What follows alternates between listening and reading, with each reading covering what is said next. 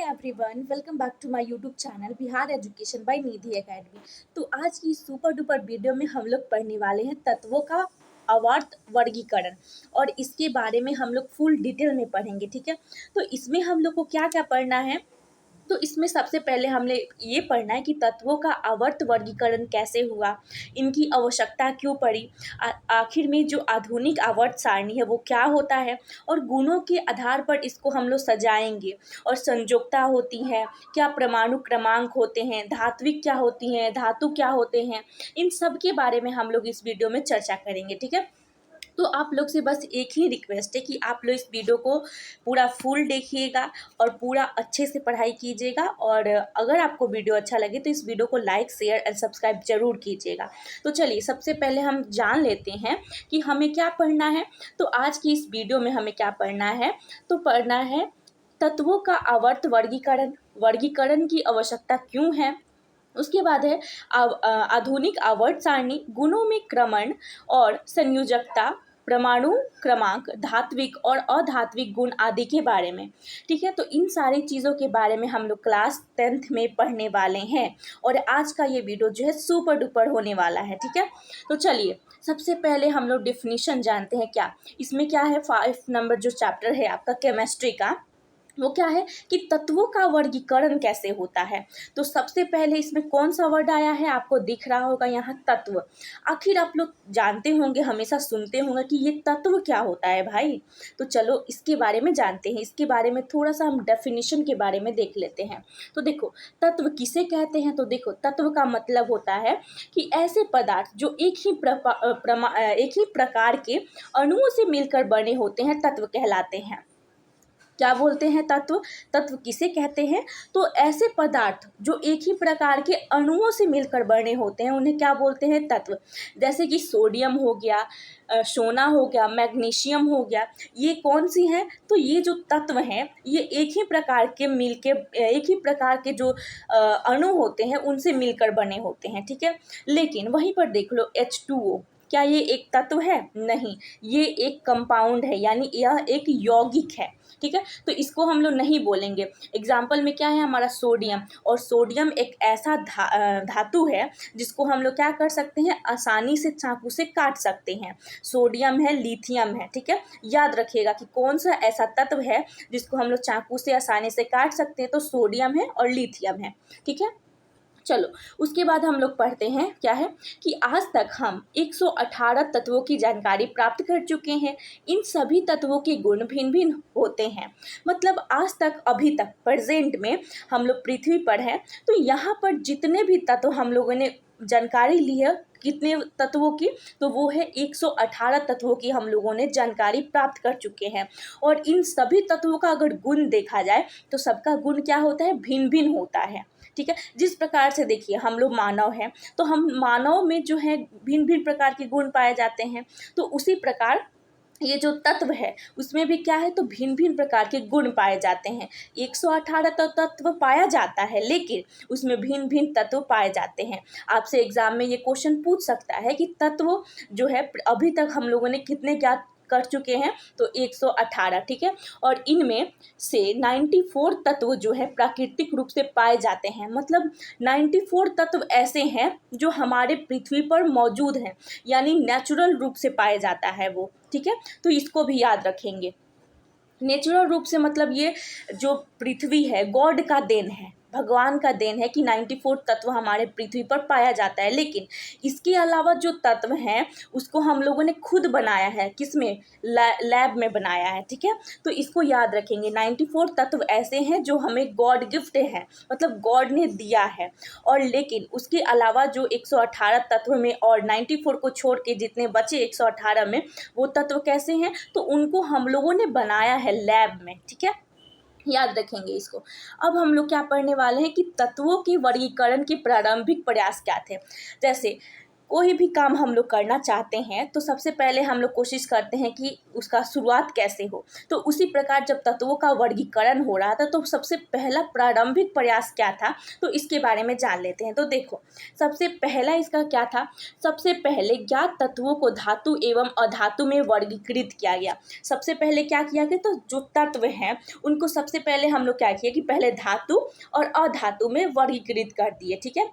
उसके बाद धीरे धीरे हम लोग तत्वों में घुसे, ठीक है। देखिए, जैसे जैसे तत्वों एवं उनके गुण धर्मों के बारे में हमारा ज्ञान बढ़ता गया, वैसे ही उन्हें वर्गीकृत करने का प्रयास किया गया। मतलब सबसे पहले हम लोगों ने क्या किया, तो सबसे पहले हम लोग धातु और अधातु में उसको वर्गीकृत, और जैसे ही हम लोग आगे बढ़े तो उनको हम लोग उनके गुण धर्म के आधार पर क्या करने लगे, वर्गीकृत करने लगे, ठीक है।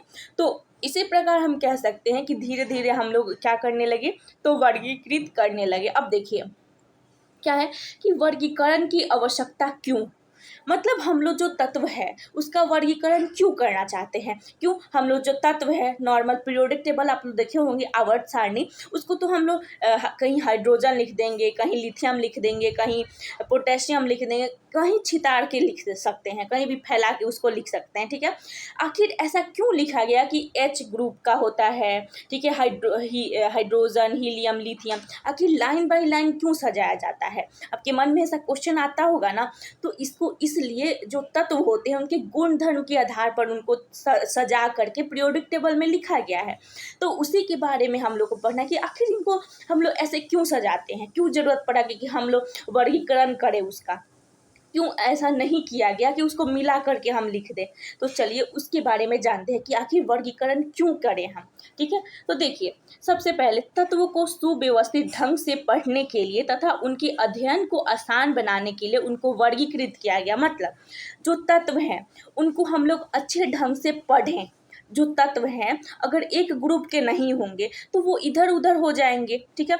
कुछ के गुण होते हैं जो मिलते हैं, जैसे में अगर कोई टीचर है, ठीक है, तो वो क्लास में पढ़ाता है तो वो समझता है कि कौन बच्चा तेज है और कौन बच्चा कमज़ोर है, थोड़ा थोड़ा कौन बच्चा एवरेज में है, तो वो समझता है वैसे कि हाँ चलो तेज वाला को थोड़ा एक साइड रखते हैं, उस पर थोड़ा कम, जो थोड़ा कमज़ोर है उस पर ज़्यादा ध्यान देंगे। तो उसी प्रकार से हम लोग क्या किया कि जिसका गुण एक थोड़ा थोड़ा मिलता था उसको एक साइड रखा गया। मतलब कह सकते हैं कि सुव्यवस्थित ढंग से पढ़ने के लिए और उनके अध्ययन को आसान बनाने के लिए, मतलब हम लोग क्या करें कि जब हम पढ़ें ना उस चीज़ को, जब वर्गीकरण उसका किया गया तो उसको पढ़ें तो हम लोग को आसान लगे, इसलिए क्या किया गया, उसका वर्गीकरण किया गया, ठीक है। तो आप लोग को समझ में आ गया होगा कि आखिर तत्व का वर्गीकरण क्यों किया गया होगा। अब देखिए हम लोग को क्या पढ़ना है कि तत्वों का आवर्त सारणी क्या होता है, आवर्त वर्गीकरण क्या होता है। तो देखो, तत्वों की ऐसी व्यवस्था जिसमें निश्चित अंतराल के बाद समान गुण वाले तत्व उपस्थित हो।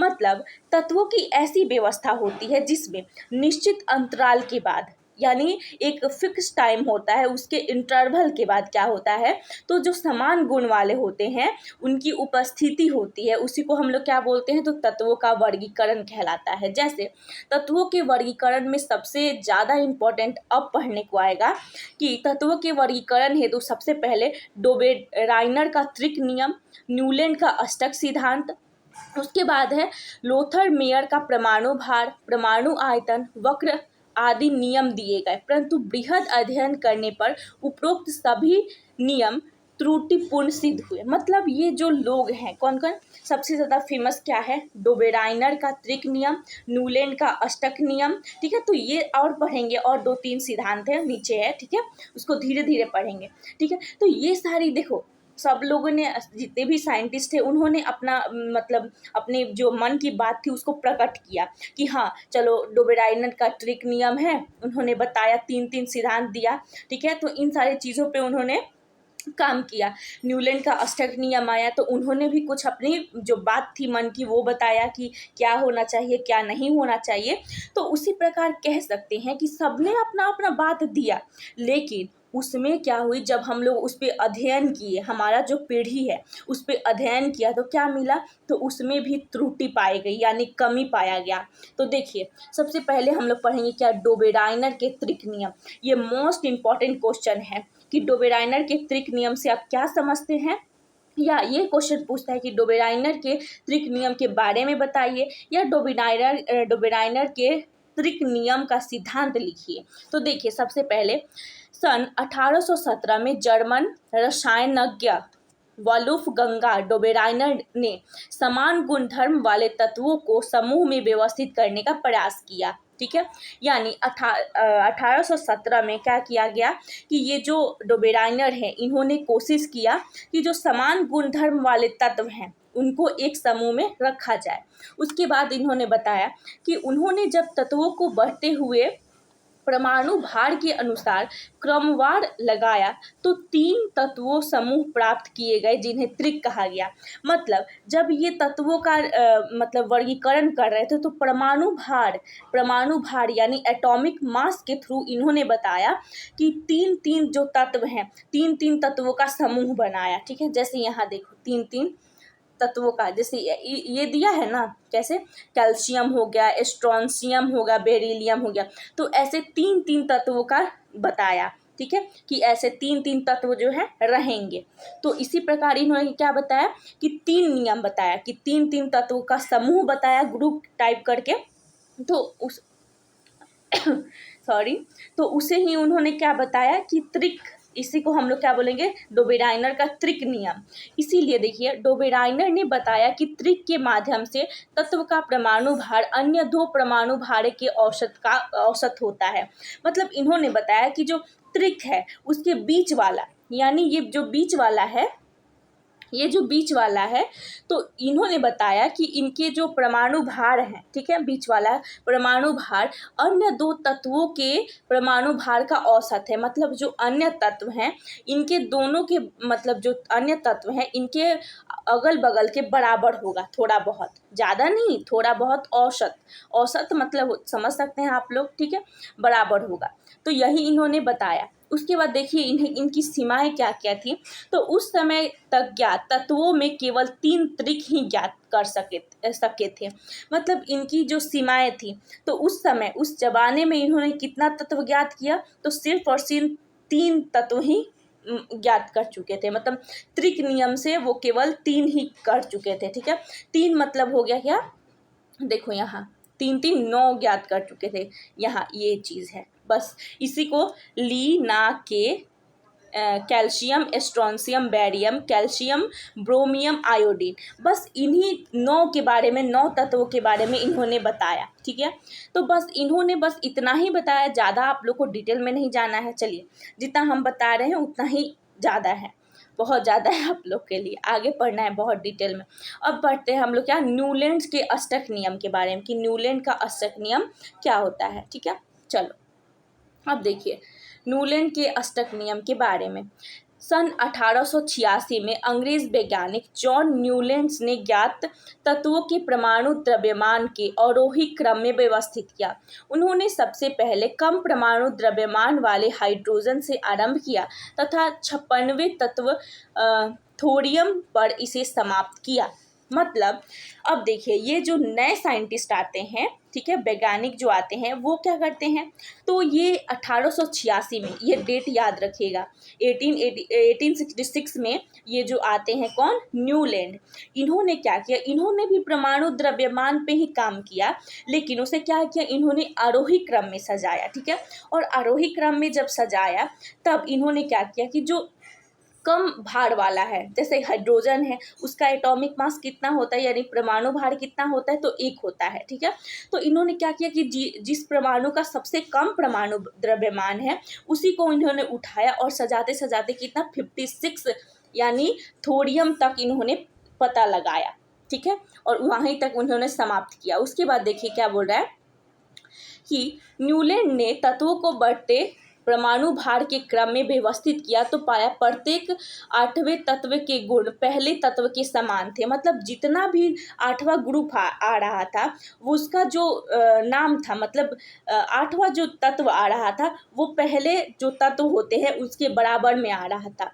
और इसकी तुलना संगीत के अष्टक नियम से की। और इन्होंने क्या की, अष्टक नियम इसलिए दिया गया क्योंकि ये संगीत जो होता है ना, सा रे गा मा पा दा नी से, सा रे धा पा नी, ऐसे कुछ, तो इन्होंने क्या किया कि उस वाले नियम से क्या किया कि अष्टक नियम से इन्होंने क्या किया, अपना अष्टक नियम दे दिया इसमें तत्व वाले में, कि क्योंकि प्रत्येक का जो लाइन होता है ना, जो तत्व होते हैं, उसका जो 8वां ग्रुप आ रहा था वो पहले ग्रुप से मिल रहा था। तो इन्होंने क्या किया, सारे गामा से उसको जोड़ दिया और संगीत के अष्टक नियम से इनकी जो है एक सिद्धांत बन गए। इसलिए इसे हम लोगों ने क्या कहा, क्या बोलते हैं, अष्टक सिद्धांत कहा। ठीक है।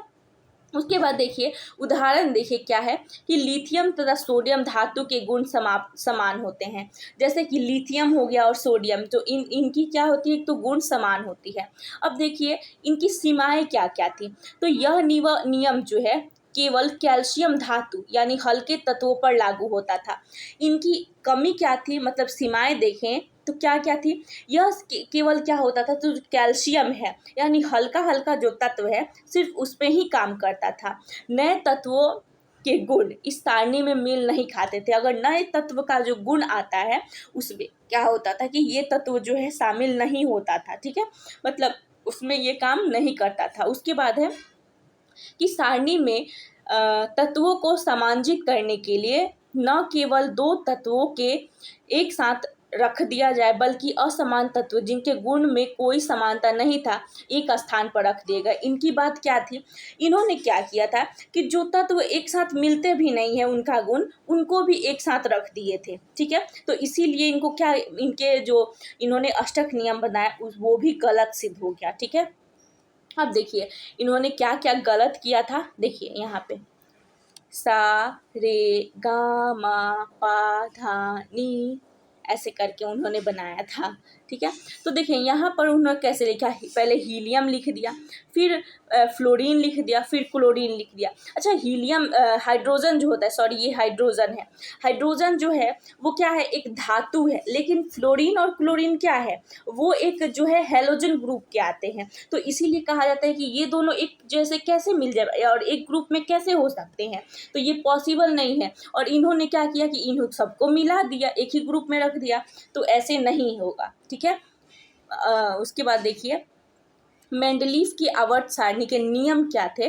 अब देखिए, अब हम लोग पढ़ने वाले हैं कि मेंडलीफ का आवर्त सारणी, जो हमारा अभी प्रेजेंट का जो हम लोग आवर्त सारणी पढ़ते हैं, प्रेजेंट का आधुनिक आवर्त सारणी उन्हीं किसकी देन है, मेंडलीफ की। अब हम लोग मेन टॉपिक पे पहुंचे हैं। अभी जो आप लोग को पीरियोडिक टेबल मिलता है ना देखने को, पढ़ने को, तो वो उसको किसने बनाया है, तो उसको बनाया है मेंडलीफ ने। और ये सबसे ज़्यादा सोच समझ के, हर चीज़ को समझ के इन्होंने क्या बनाया, एक आवर्त सारणी बनाया, पीरियोडिक टेबल। ठीक है, तो अगर आपसे कोई पूछे कि जो आधुनिक आवर्त सारणी है वो कौन बनाया है, तो मेंडलीफ। ठीक है, चलिए तो अब इनके बारे में पढ़ते हैं, यही मेन टॉपिक है। चलिए देखिए क्या है, तो मेंडलीफ के आवर्त सारणी के नियम से तत्वों के गुण उनके परमाणु भार के आवर्त फलन होते हैं। ये जो टॉपिक है ना, बस इसको याद रखिएगा, क्या कि जो तत्वों के गुण होते हैं, ठीक है, जो तत्व के गुण होते हैं क्या होते हैं, तो उनके परमाणु भार के आवर्त जो है उसके फलन होते हैं। ठीक है, अर्थात देखिए, अर्थात मतलब तत्वों को बढ़ते परमाणु भार के क्रम में व्यवस्थित करने पर समान भौतिक और रासायनिक गुण वाले तत्व एक निश्चित अंतराल के बाद आते हैं, जिसे हम आवर्ती गुण कहते हैं। मतलब अगर तत्वों को परमाणु भार के क्रम में अगर हम लोग उसको भौतिक और रासायनिक गुण के आधार पे क्या करें, एक निश्चित अंतराल के बाद आते हैं, तो उसे हम लोग क्या बोलते हैं, तो उसी को हम लोग बोलते हैं आधुनिक आवर्त सारणी। ठीक है, तो अब देखिए, अब मेंडलीफ की आवर्त सारणी में क्या खास बात थी कि आज तक चलते आ रहा है, आज तक हम जान रहे हैं, आज तक पढ़ रहे हैं। तो देखिए, रूसी रसायन ज्ञान जो है क्या है, मेंडलीफ को आवर्तों के मुख्य श्रेय कहा जाता है।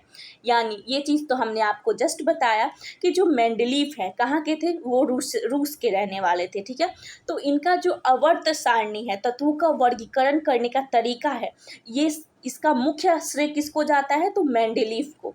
इन्होंने कितना, मेंडलीफ के समय 63 तत्व ज्ञात थे। ठीक है। ये जब तत्वों का वर्गीकरण कर रहे थे तो इनके पास कितने तत्व ज्ञात थे? 63। ठीक है। अब देखिए, ये तत्व के परमाणु द्रव्यमान एवं उनके भौतिक एवं रासायनिक गुणों के बीच संबंधों का अध्ययन किया। मतलब ये जो है मेंडलीफ जी, इन्होंने क्या किया कि तत्वों के परमाणु जो भार होते हैं, द्रव्यमान, भार और द्रव्यमान दोनों सेम ही होता है, तो कंफ्यूज नहीं होना है। ठीक है। तो जो द्रव्यमान बोले या भार, ठीक है, तो वो उनके भौतिक और रासायनिक गुणों के बीच में जो क्या कर रहे थे, तो संबंध का अध्ययन कर रहे थे। ठीक है। अब देखिए, रासायनिक गुणों के तत्वों में ऑक्सीजन एवं हाइड्रोजन के साथ बनने वाले यौगिक पर अपना ध्यान केंद्रित किया। इन्होंने क्या किया, जब देखा कि जो तत्व कौन कौन से हैं, ऑक्सीजन और हाइड्रोजन, तो इनके साथ बनने वाले जो यौगिक होते हैं, जैसे H2O हो गया, तो जैसे ये यौगिक बन रहा है ना कि O के साथ H2O के साथ ऑक्सीजन हो गया, हाइड्रोजन हो गया, तो इनके साथ इन्होंने ध्यान केंद्रित किया कि कौन कौन से यौगिक बन रहे हैं। तो इसी प्रकार इन्होंने क्या बनाया, देखिए आगे बढ़ते हैं, ध्यान केंद्रित किया। उन्होंने 63 कार्डों पर अलग अलग तत्वों का गुणधर्म लिखा। इन्होंने 63 कार्ड जो होते हैं उस पर क्या किया, अलग अलग तत्वों के गुणधर्म को लिखे, और इसके बाद समान गुण वाले तत्वों को अलग अलग कार्ड पर पिन की सहायता से दीवार पर लटका दिया। और जब ये काम कर रहे थे तो इन्होंने क्या किया कि जो अलग अलग तत्व थे उनको पिन की सहायता से दीवार पर लटका दिया।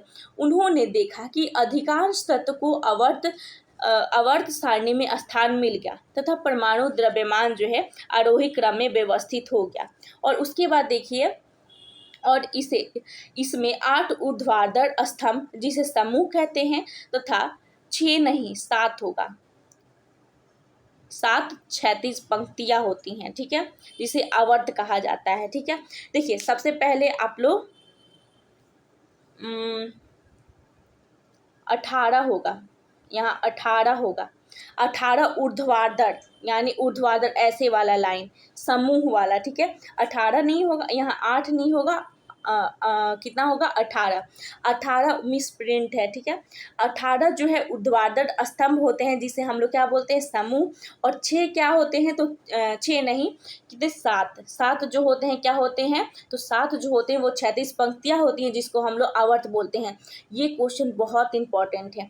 तो अगर आपसे कोई पूछे कि ऊर्ध्वाधर स्तंभ यानी समूह कितनी संख्या होती है आवर्त सारणी में, तो 18। क्षैतिज पंक्तियां यानी आवर्त की संख्या कितनी होती है, तो 7। ठीक है, याद रखेंगे।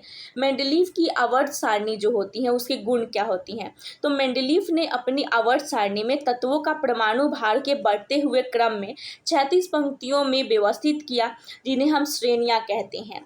उसके बाद है कि श्रेणियों को 7 क्षैतिज कलम्बों में बांटा गया जिसे हम आवर्त कहते हैं। ये सही है। ठीक है। उसके बाद देखिए, इन्हें 8 खड़े कलम्बों में बांटा गया जिसे हम लोग वर्ग कहते हैं। उसके बाद है कि मेंडलीव की आवर्त सारणी में उसके यौगिक और सुविधाजनक उसको बनाया गया। ठीक है। मेंडलीव के जो आवर्त सारणी है उसके गुण के बारे में देख लेते हैं। तो मेंडलीव ने अपनी आवर्त सारणी में तत्वों को परमाणु भारों के बढ़ते हुए क्रम में 36 पंक्तियों में व्यवस्थित किया। ठीक है, और जिन्हें हम लोग श्रेणियां कहते हैं। अरे अभी जस्ट हम लोग पढ़े इसके बारे में। ठीक है, यहाँ देखो, ये वाले, किसी वर्ग के समान लक्षण का अध्ययन लेने से उस वर्ग के सभी तत्वों का गुण जो है अनुमान हो जाता है। विभिन्न तत्व जैसे प्लेटिनम, यूरेनियम आदि परमाणु भार आवर्त सारणी में स्थित देखते हुए संशोधित किए गए हैं। ठीक है, ये सब। तो उसके बाद है, पिछली व्यवस्था को छेड़े बिना ही अक्रिय गैसों का पता लगाने पर इन्हें समूह अलग में रखा जा सकता है। ठीक है। अब देखिए, मेंडलीव ने जो बनाया था आवर्त सारणी, उसके जो दोष होते हैं, कुछ ना कुछ तो दोष होते हैं, तो चलिए इसके बारे में जानते हैं। मेंडलीव की आवर्त सारणी में हाइड्रोजन का सही स्थान नहीं दे पाए, मतलब जो हाइड्रोजन है उसका स्थान दूसरे जगह होना चाहिए, तो उसका स्थान जो है इन्होंने सही नहीं दिया। ठीक है। उसके बाद समस्थानिक और समभारी को आवर्त सारणी में स्थान देना कठिन था। ठीक है। कुछ भिन्न गुण वाले तत्वों को एक साथ रखा गया, जैसे कि देखिए एग्जाम्पल दे चुका है आपका ली, ना, के आदि अत्यधिक अक्रियाशील जिसे अल्प क्रियाशील मुद्राओं CuAg युओं के साथ प्रक्रम प्रथम वर्ग में रखा गया। ठीक है, तो ये सारी चीज़ें जो थी वो दोष थी इनका। ठीक है, अब देखिए आधुनिक आवर्त सारणी, ये बहुत इम्पोर्टेंट है ये भी। चलो, आधुनिक आवर्त सारणी जो है सन 1913 में हेनरी मोजले ने बताया। तत्व के परमाणु भार की तुलना में उसका परमाणु संख्या Z अधिक आधारभूत गुणधर्म, ठीक है मतलब कह सकते हैं कि हेनरी मोजले जो हैं, ये भी बहुत इंपॉर्टेंट टॉपिक है, इसको भी ध्यान से आप लोग पढ़िएगा। क्यों? क्योंकि ये भी बहुत बार पूछा गया है कि आधुनिक आवर्त सारणी किसने बनाया, तो हेनरी मोजले ने। कब बनाया? 1913 में। ठीक है, और इन्होंने क्या परमाणु द्रव्यमान की तुलना जो है परमाणु भार से करके इन्होंने बताया गुणधर्म।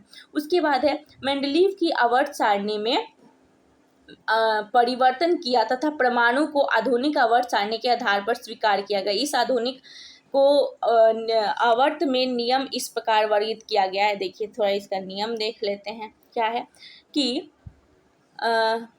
तत्वों के परमाणु द्रव्यमान की तुलना में उसकी परमाणु संख्या अधिक आधारभूत गुणधर्म है। यानी जो तत्व के परमाणु द्रव्यमान होते हैं, अगर उसकी तुलना हम लोग परमाणु संख्या से करें तो अधिक होता है, परमाणु संख्या जो है बहुत अधिक होता है। उसके बाद आधुनिक आवर्त सारणी के अनुसार देखें तो देखिए तत्वों के गुणधर्म उसकी परमाणु संख्या का आवर्त फलन होता है। देखिए मेंडलीव ने क्या किया था कि उन्होंने बताया कि तत्वों के गुणधर्म उसकी परमाणु द्रव्यमान का आवर्त फलन होता है, बट इन्होंने परमाणु संख्या के आधार पर बताया। मेंडलीव ने क्या बताया था? परमाणु द्रव्यमान के आधार पर बताया था, लेकिन इन्होंने परमाणु संख्या के आधार पर बताया। ठीक है, तो देखिए आधुनिक आवर्त सारणी को दूर कैसे किया गया, तो समस्थानिक की स्थिति स्पष्ट की गई। समान परमाणु संख्या वाले तत्व एक स्थान पर रखे गए। मतलब इसमें क्या हुआ कि जो समस्थानिक वाला प्रॉब्लम था, हाइड्रोजन को सही जगह नहीं मिला था, तो इन सारी चीज़ों को हम लोगों ने क्या किया, परमाणु संख्या में ला करके उसको एक सही स्थान दिए। उसके बाद है कोबाल्ट, जिसकी परमाणु संख्या जो है 27 होती है, और निकेल जिसका 28 होता है, पहले आ गए। ठीक है, परमाणु संख्या सदैव पूर्ण संख्या होती हैं, अतः हाइड्रोजन और हीलियम के बीच में कोई तत्व नहीं आएगा। ठीक है, तो नहीं आया था। उसके बाद है परमाणु संख्या के बारे में जान लेते हैं कि परमाणु संख्या होता क्या है। तो परमाणु संख्या को Z से निरूपित किया जाता है। परमाणु संख्या के अणु के केंद्र में पाए जाते हैं, जिसमें प्रोटॉन और न्यूट्रॉन पाए जाते हैं। ठीक है, देखिए परमाणु संख्या क्या होता है, तो परमाणु संख्या को सबसे पहले जाने कि Z से इसको निरूपित करते हैं। और जो परमाणु संख्या होता है उसके केंद्र में क्या पाया जाता है, तो प्रोटॉन और न्यूट्रॉन। और हमेशा जो परमाणु संख्या होता है उसको Z से निरूपित किया जाता है, बहुत इंपॉर्टेंट है। अब देखिए आधुनिक आवर्त सारणी का जो बारे में क्या क्या होता है, तो देखिए ये बहुत इंपॉर्टेंट है, ये वाला क्वेश्चन बहुत बार पूछा है। आधुनिक आवर्त सारणी में 18 ऊर्ध्वाधर स्तंभ होते हैं। हाँ, इसी में कितना होता है, आधुनिक जो आवर्त सारणी है उसमें 18 ऊर्ध्वाधर स्तंभ होते हैं, जिसको हम लोग समूह कहते हैं, और 7 क्षैतिज पंक्तियां होती हैं, जिसे हम लोग क्या बोलते हैं, आवर्त बोलते हैं। उसके बाद है कि किसी भी आवर्त में पाए जाने वाले सभी तत्वों को कोषों की संख्या में समान होती है। जैसे उदाहरण में देखा जाए तो Li जैसे 2 1, ठीक है, बी बेरियम 2 2 4, ठीक है, ऐसे मिल के देखा जाए तो उसके कोषों की संख्या क्या होती है, बराबर होती है। एक समूह के सभी तत्वों में संयोजी इलेक्ट्रॉन की संख्या समान होती है। ठीक है, उसके बाद देखिए आधुनिक आवर्त सारणी जो होता है, ठीक है, वो आवर्त मतलब क्या होता है उसके बारे में थोड़ा जानते हैं। तो किसी भी विशेष आवर्त में पाए जाने वाले तत्वों की संख्या इस बात पर निर्भर करती है कि किस प्रकार इलेक्ट्रॉन विभिन्न कोषों में भरे जाते हैं। मतलब जो आवर्त सारणी है उसमें पहले हम देखेंगे कि आखिर इलेक्ट्रॉन को हम लोग कैसे भरेंगे। ठीक है, उसके बाद है विभिन्न कोषों में भरे जाने वाले इलेक्ट्रॉन की संख्या के आधार पर आवर्त सारणी की बता सकते हैं। यानी हम लोग जो तत्व हैं उसको हम लोग ये करके बता सकते हैं कि आखिर इलेक्ट्रॉन भरे कैसे। तो देखिए किसी भी कोष में इलेक्ट्रॉन की अधिकतम संख्या सूत्र होता है, ये 2n² द्वारा निरूपित की जाती है, जहां n दिए गए कोषों की संख्या होती है को दर्शाता है। जैसे k कोष में n की संख्या 1 है। ठीक है, तो 2 × 1 यानी 2 तत्व, प्रथम आवर्त सारणी में 2 तत्व। जैसे एल कोष हो गया तो एल की संख्या 2 होती है, तो 2 इंटू 2 यानी 8 प्रथम आवर्त में दो तत्व होते हैं, ठीक है। यानी कह सकते हैं कि इस प्रकार हम बांट सकते हैं। ये जो सूत्र है ना टू एन का स्क्वायर, इसको याद रखिएगा। उसके बाद है क्या कि आवर्त सारणी में तत्वों की स्थिति क्या होती है। तो देखिए, आवर्त सारणी में तत्वों की स्थिति उनकी रासायनिक क्रियाशीलता को बताती है। संयोजकता इलेक्ट्रॉन द्वारा तत्व द्वारा निर्मित आबंध का प्रारूप संख्या निर्धारित करती है। उसके बाद हम लोग पढ़ते हैं क्या संयोजकता क्या होता है। संयोजकता बहुत इंपॉर्टेंट है। जब इसका डेफिनेशन पूछता है, याद रखिएगा, जब तत्व रासायनिक यौगिक बनाता है तो दूसरे परमाणु के साथ तत्व की संयोजकता क्षमता को संयोजकता कहते हैं, तथा बाह्य कोष्ठ को पूरा करने के लिए तत्व को जितनी इलेक्ट्रॉन देने लेने या साझा करने की जरूरत पड़ती है उसको हम लोग क्या बोलते हैं, संयोजकता। इसके बारे में हम लोग आपको बता चुके हैं, ठीक है।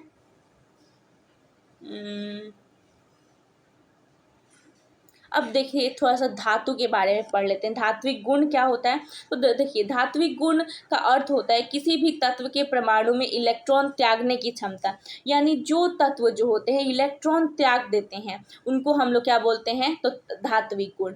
इनके गुण अरे सॉरी, वो छींक आ गया था।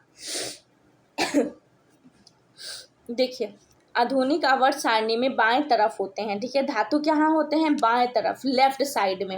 लेफ्ट किधर है, इधर। लेफ्ट साइड में हमेशा क्या होता है, तो धातु होता है, और इधर क्या होता है, अधातु होता है, हमेशा याद रखिएगा। और देखिए, आवर्त में दाएं से बाएं जाने पर धात्विक गुण कम हो जाता है। यानी अगर हम बाएं हैं, ठीक है, यहाँ बाएं हैं, अगर इधर जाएंगे हम लोग तो क्या होता है, धात्विक गुण क्या हो जाता है, कम हो जाता है। इलेक्ट्रॉन क्या हो जाता है, क्योंकि इलेक्ट्रॉन नाभिकीय आवेश बढ़ता है, इलेक्ट्रॉन त्यागने की प्रवृत्ति घट जाती है, ठीक है। इसीलिए धातु इलेक्ट्रॉन खोते हैं तथा धनात्मक आयन बनाते हैं, तो धातु वैधविक धनात्मक कहलाते हैं। समूह में ऊपर से नीचे आने पर धात्विक गुण बढ़ता है क्योंकि संयोजकता इलेक्ट्रॉनों पर नाभिकीय आवेश में घटता है और बाहरी इलेक्ट्रॉन में सुगमता पूर्वक निकल जाता है। उसके बाद देखिए, अधात्विक गुणधर्म क्या क्या होते हैं। तो देखिए, अधातु वैधविक ऋणात्मक होती हैं जो कि इलेक्ट्रॉन को क्या करते हैं, ग्रहण करते हैं। अधात्विक गुण में अधातु क्या होती हैं, तो वो विद्युत के ऋणात्मक गुण होते हैं और वो क्या करते हैं, तो इलेक्ट्रॉन जो होते हैं उसको ग्रहण करते हैं। अधातुओं को हम लोग क्या किए हैं, तो आवर्त सारणी में देखें तो उसको हम लोग दाएं ओर रखे हैं, यानी पीरियोडिक टेबल में दाएं तरफ उसको हम लोग रखे हैं, ठीक है। आवर्त में बाएं से दाएं जाने पर क्या होता है, तो जो धात्विक गुण होता है वो बढ़ता है। क्यों, क्योंकि जो प्रभावी नाभिकीय आवेश होता है उसके बढ़ने से इलेक्ट्रॉन ग्रहण करने की प्रवृत्ति क्या होती है, तो वो बढ़ जाती है, ठीक है। उसके बाद देखिए, तो समूह में ऊपर से अगर नीचे आया जाए तो धात्विक गुण कम होता है क्योंकि जो इलेक्ट्रॉन त्यागने की क्षमता होती है वो कम हो जाती है। तो उसके बाद और एक टॉपिक है हमारा कि आवर्त सारणी के मध्य उपधातु होते हैं और अर्धधातु होते हैं जो पाई जाती हैं, और ये गुण क्या होती हैं, तो धातुओं में कुछ अधातु को जो धातु होते हैं उस चीज़ को दर्शाता है।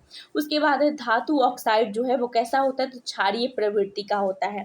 धातु के ऑक्साइड क्या होते हैं, तो वो क्या होते हैं, तो क्षारीय प्रवृत्ति के होते हैं। ये बहुत इंपॉर्टेंट क्वेश्चन है। और जो अधातु होते हैं, अधातु के ऑक्साइड होते हैं। धातु के ऑक्साइड क्या होंगे, क्षारीय, लेकिन अधातु के ऑक्साइड क्या होते हैं, अम्लीय होते हैं। ये दोनों बहुत मोस्ट इम्पॉर्टेंट टॉपिक है, बहुत बार पूछा गया है एग्जाम में। तो यहीं तक हमारा ये चैप्टर कंप्लीट होता है। आशा करते हैं कि आपको ये वीडियो समझ में आया होगा तो इस वीडियो को लाइक शेयर और सब्सक्राइब जरूर कर दीजिएगा। Thank you.